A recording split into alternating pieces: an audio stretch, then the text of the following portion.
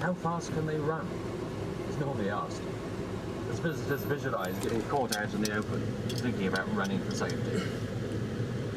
They are amazingly agile for their size and can achieve speeds up to 30 miles an hour.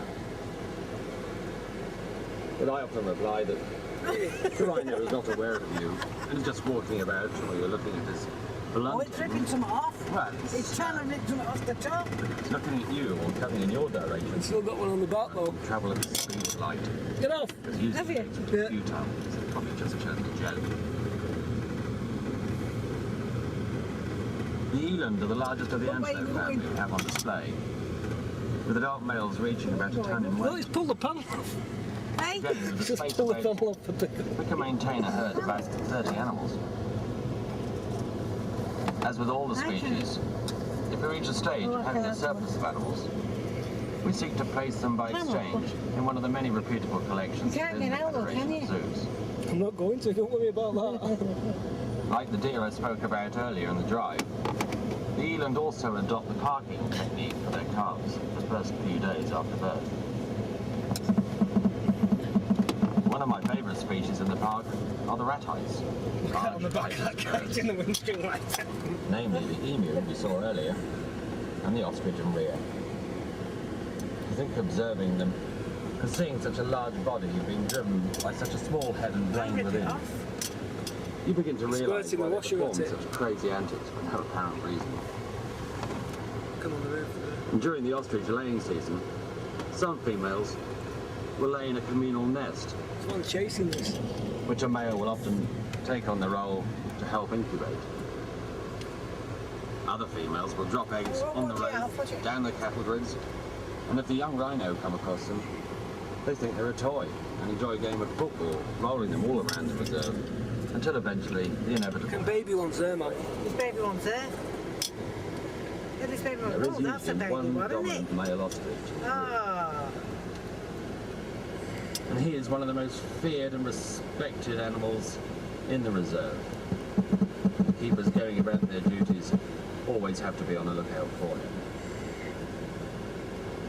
He's very aggressive, and not only can he run at 40 miles an hour, but he can also do serious damage with their long claws by kicking out forwards at you.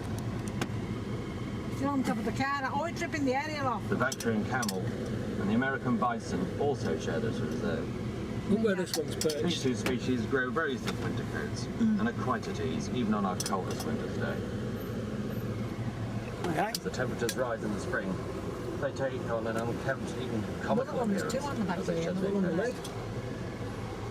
They will help this process by rolling, rubbing on trees, and sometimes they Babies. might even try if a car. Look, Again, it's best to move on rather than allow your car to be used as a rubbing. For 2003, we have introduced 2 male and 2 female forest buffalo to this area. This attractive subspecies is smaller than the Cape buffalo we saw earlier and originates from the forest areas of West Africa. Now it is hoped that they will build up to a good-sized herd over the next few years. There's that one down there. the two little ones right in front of me. I After can't see leaving them. the rhinos over yet another cattle grid, Don't move, we don't re-enter move. the African plains again, as we will make our way down to the elephants at the end of the safari drive. With the mixed species exhibits you have seen on our drive around, Look, he's climbed up a minute. it is not obvious to most visitors just how difficult and lengthy the process is to introduce new animals to an existing group or a new species into the I area. just pick up, don't they? It's 5, 6. Many animals coming to Noseby from a more conventional zoo collection will have never experienced the enormous space we have or the types of fencing used to contain them. Also, when they arrive, they're not members of our herds or groups, Hey, and they might not what's have this ever one here? seen What's the this other one animal there? species before. Real. So after arrival, they would usually be housed to settle them down after their journey. The next stage is to let them see all the animals in their new area, and just as importantly, let all our residents observe Look at him them on that bus. through a fence across the doorway for safety. Yeah, I'm telling you, After this stage, We would normally give them a small fenced paddock area to continue this familiarization process and get them used to the sight and restraints of our security fencing. Now, depending on the species in question, this can take between days and months. But when the decision is made to release them into the main reserve, we have to be absolutely sure that their release causes no surprise or any reaction from all the other animals. And they are left free to gently go and explore their spacious new surroundings. Getting off that big one. Hey? That big one's still on. Sometimes in the larger reserves, you can drive long distances without anything in view, and then come across all the animals together. Now, this is normally caused by wind, rain, or maybe food being put down. But we do have to manage the ground in all the reserves very carefully. An area will only support a certain number of species before it is overgrazed or reduced to a muddy field by the animal's feet. And unfortunately, we cannot really rotate the animals from field to field as a farmer would. One misconception I get from our visitors is what we do when animals are giving birth. I tend to get the vibes that we have a team of vets on standbys at 24/7, fully scrubbed up and ready for action. Well, the reality is really the opposite.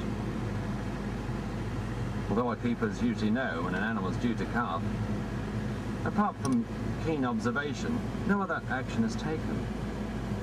A natural birth is all important for mother and offspring to be accepted into the group. Only if a mother is in difficulty will veterinary assistance be sought.